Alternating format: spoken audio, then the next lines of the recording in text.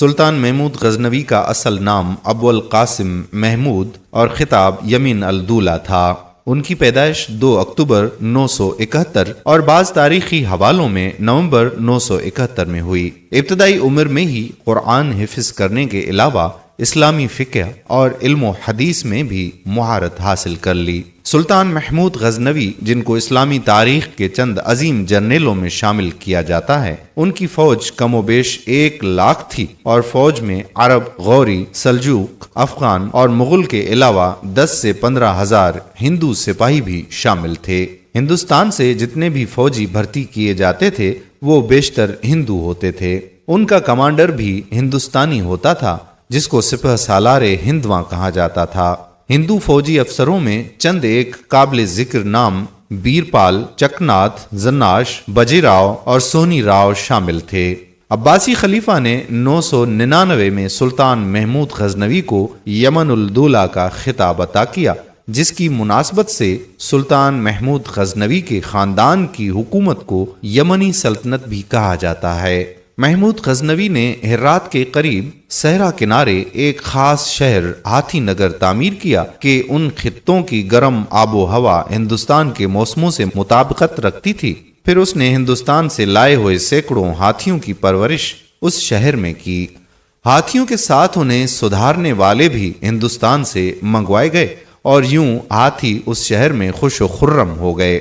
محمود غزنوی ہر برس ان ہاتھیوں کی مدد سے ہندوستان پر حملہ آور ہوتا تھا اور واپسی پر انہیں غزنی کی بجائے ہرات کے قریب اسی ہاتھی نگر میں واپس بھیج دیتا تھا۔ سلطان محمود غزنوی، جس کی سب سے بڑی وجہ شہرت ہندوستان پر 17 حملے ہیں، اس کی بنیادی وجہ جان لینا انتہائی ضروری ہے۔ موجودہ پاکستان کے علاقے شہر لاہور سے پشاور تک کا علاقہ ایک ہندو راجہ جے پال کے زیر سلطنت تھا۔ جے پال اور سلطان محمود کے باپ سختگین کی ایک جنگ پشاور اور جلال آباد کے علاقوں میں 986 میں ہوئی تھی، جس میں جے پال کو شکست ہوئی اور سختگین کی سلطنت دریائے سندھ کے ساتھ اٹک تک پھیل گئی تھی۔ سلطان محمود نے حکومت سنبھالتے ہی پشاور تک کے علاقوں میں چھوٹی چھوٹی مہمات کر کے اپنی سلطنت کو مضبوط کیا، تو راجہ جے پال، جو کہ پہلے ہی اپنی شکست کا بدلہ لینے کو بےتاب تھا، اس نے ایک بڑا لشکر تیار کیا اور غزنی پر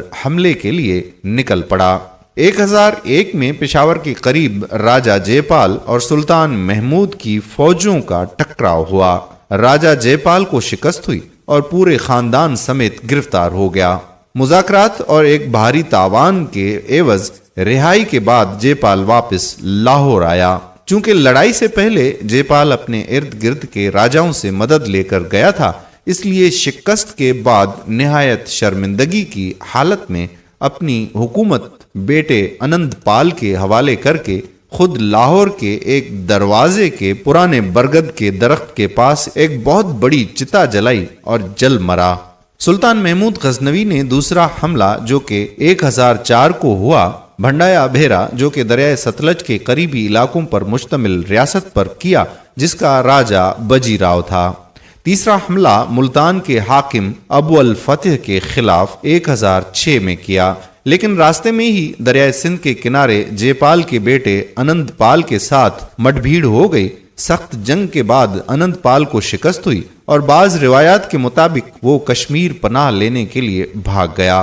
انند پال کو شکست دینے کے بعد سلطان محمود نے ملتان کا رخ کیا اور ملتان کو فتح کرنے کے بعد کہا جاتا ہے کہ ملتان کا حاکم جے پال کے پوتے سکھ پال کو مقرر کیا، جو اسلام قبول کر چکا تھا۔ جلد ہی سلطان محمود کو پھر ملتان جانا پڑا، جہاں پر سکھ پال نے بغاوت کر دی تھی۔ 1008 میں سلطان نے سکھ پال کو شکست دے کر معزول کر دیا۔ اسی دوران انند پال، جو کہ شکست کھا کر کشمیر بھاگ گیا تھا، اس نے واپس آ کر ایک بار پھر سلطان کے خلاف اعلان جنگ کر دیا۔ اس کے ساتھ ہی انند پال نے ارد گرد کے راجاؤں سے مدد لے کر ایک بہت بڑا لشکر اکٹھا کر دیا۔ 1008 کے آخری دنوں میں ایک بار پھر دریائے سندھ کے قریب اٹک کے علاقے میں جنگ کا آغاز ہوا۔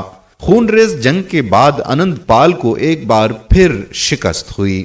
1009 کے آخری مہینوں میں ایک بار پھر سلطان محمود نے ہندوستان پر حملہ کر کے پہلے نارائن پور کی ریاست کو فتح کیا اور پھر 1010 میں ملتان کے گرد و نواح کے علاقے اپنی سلطنت میں شامل کر لیے۔ 1014 میں سلطان نے انند پال کے بیٹے لوجن پال کو موجودہ کوہستان کے علاقے میں شکست دی اور لوجن کی مدد کے لیے مزید کشمیر سے آئے ہوئے ایک بڑے لشکر کو بھی شکست سے دوچار کیا۔ 1015 میں سلطان محمود نے کشمیر پر حملہ کیا، لیکن برف باری کے باعث راستے بند ہونے پر بغیر جنگ کے ہی واپس آنا پڑا۔ 1018 میں سلطان محمود نے پہلی بار پنجاب کے پار دریائے جمنا کے علاقے میں اپنی فوج کو اتارا اور ہندوؤں کے مذہبی مقام متھرا کو فتح کرنے کے بعد ایک مشہور ریاست قنوج کا محاصرہ کر لیا۔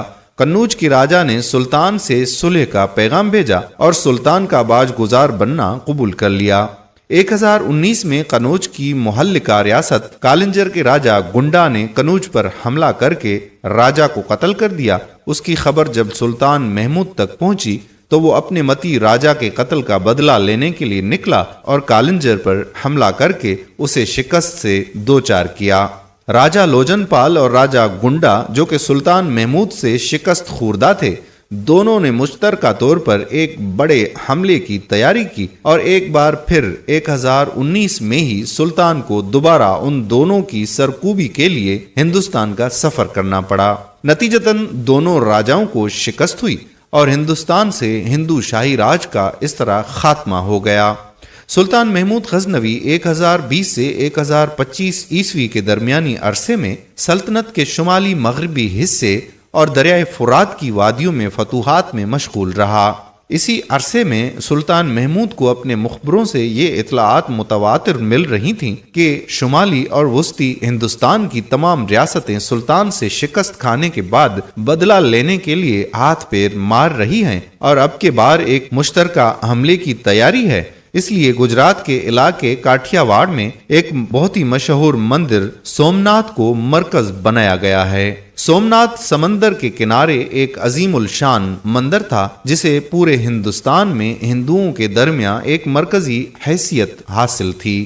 مندر میں موجود شیوا کے بت کی اہمیت کا اندازہ اس بات سے لگایا جا سکتا ہے کہ شیوا بت کو غسل دینے کے لیے تازہ پانی روزانہ کی بنیاد پر دریائے گنگا سے لایا جاتا تھا۔ جنگ کی تیاریاں زور و شور سے جاری تھیں کہ سلطان نے پیشگی حملے کی تیاری کر دی۔ غزنی سے سومناتھ تک کا فاصلہ تقریباً 2600 کلومیٹر بنتا ہے، جس میں سے 500 کلومیٹر طویل مشکل ترین صحرائے چولستان اور راجستھان بھی تھا۔